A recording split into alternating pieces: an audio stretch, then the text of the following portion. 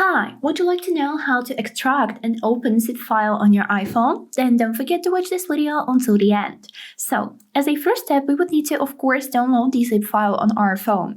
I have taken this example file site to show you how does it work. I'll click here download button and then click download on the push app notification that have appeared on my screen to download this file.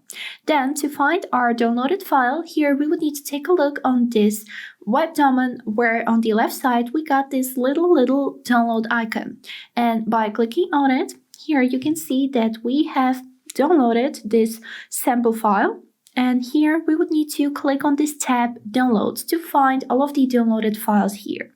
Now we would need to click on our file to open it, and it will automatically open in our files application.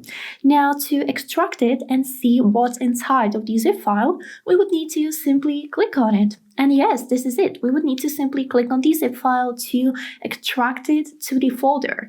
And now if we will open that folder, you'd be able to see everything that was zipped inside this file. Here is it how it looks. And this is basically it. Now you know how to open zip files on your iPhone. I hope this video was helpful and have a great day.